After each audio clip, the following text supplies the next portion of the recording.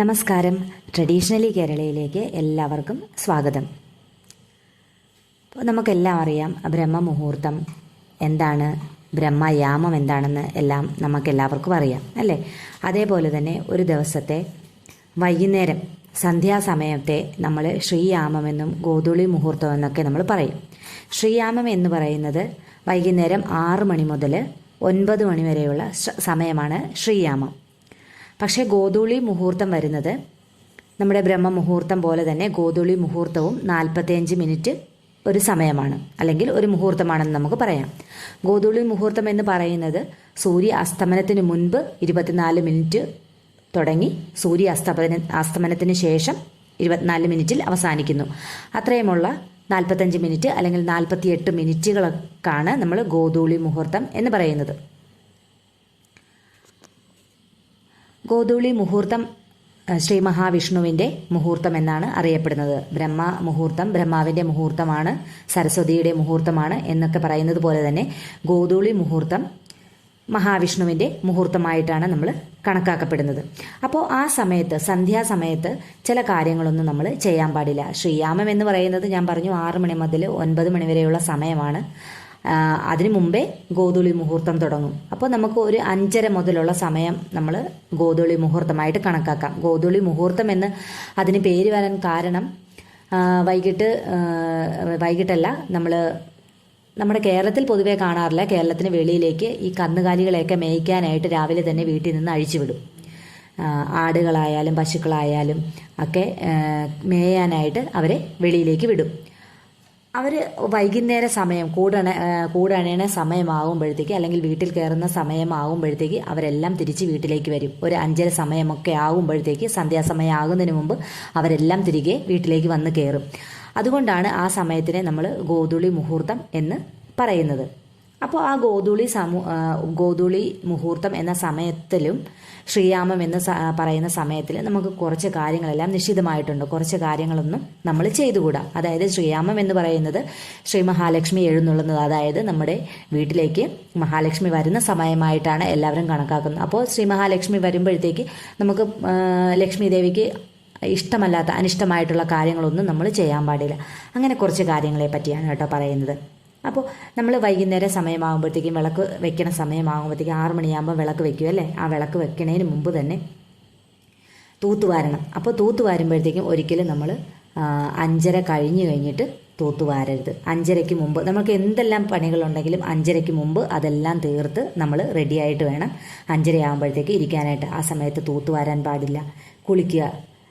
കുളിക്കണത് ഒരു കാരണവശാലും നമ്മൾ 5:30 കഴിഞ്ഞതിന് ശേഷം സന്ധ്യാസമയത്ത് നമ്മൾ കുളിക്കാൻ പാടില്ല. പ്രത്യേകിച്ച് സ്ത്രീകൾ എന്ന് പറഞ്ഞാൽ നാഡീസംബന്ധമായിട്ടുള്ള പല പല പ്രശ്നങ്ങളും ഒക്കെ നമുക്ക് ഉണ്ടാകുന്നതാണ് 5:30 കഴിഞ്ഞിട്ടുള്ള സന്ധ്യാസമയത്തെ കുളി. അപ്പോൾ അത് നമ്മൾ ഒഴിവാക്കുക. അപ്പോൾ തൂത്തുവാരൊക്കെ ചെയ്യുന്നത് 5:30 മുമ്പ് നമ്മൾ ആ പണിയെല്ലാം കഴിഞ്ഞ് ഇരിക്കാനായിട്ട് നമ്മൾ ശ്രദ്ധിക്കുക. അതേപോലെ തന്നെ മുടി ചീവി കെട്ടുക. സന്ധ്യ കഴിഞ്ഞിട്ടുണ്ടെങ്കിൽ, അതായത് സന്ധ്യ ആയിട്ടുണ്ടെങ്കിൽ 5:30 ശേഷം നമ്മൾ ഒരിക്കലും നമ്മുടെ മുടി ചീവി കെട്ടാൻ പാടില്ല.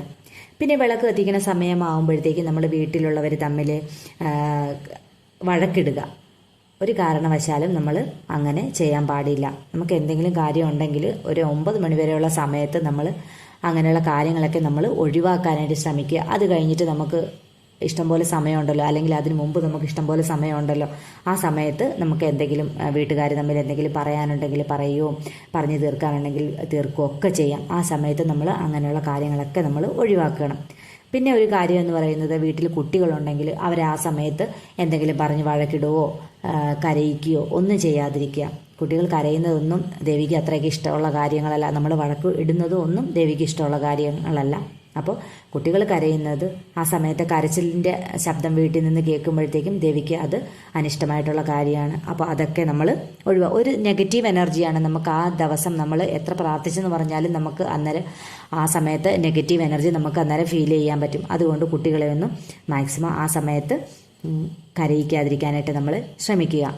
പിന്നെ ഭക്ഷണം കഴിക്കൽ, ഒരു കാരണവശാലും സന്ധ്യാസമയത്ത് നമ്മൾ ഭക്ഷണം കഴിക്കരുത്. അതെന്താണെന്ന് പറഞ്ഞു കഴിഞ്ഞാൽ നമുക്കറിയാം, ആ സന്ധ്യാസമയം 5:30 കഴിഞ്ഞിട്ടുള്ള ഒരു സമയത്ത് നമ്മൾ അന്തരീക്ഷത്തിൽ ഗോധൂളി മുഹൂർത്തം എന്ന് പറയുന്നത് പോലെ തന്നെ എന്ന് പറഞ്ഞല്ലോ, അത് ഈ പശുക്കളും ഇതെല്ലാം നമ്മുടെ വീട്ടിലേക്ക് വീടണയുമ്പോഴത്തേക്കും അവർ നടന്നു വരുമ്പോഴത്തേക്ക് ഉള്ള പൊടിപടലങ്ങൾ ധാരാളം അന്തരീക്ഷത്തിലുണ്ടാവും അല്ലേ. അതാണ് ആ ഗോധൂളി മുഹൂർത്തം എന്ന് പേര് വരാൻ തന്നെ കാരണം.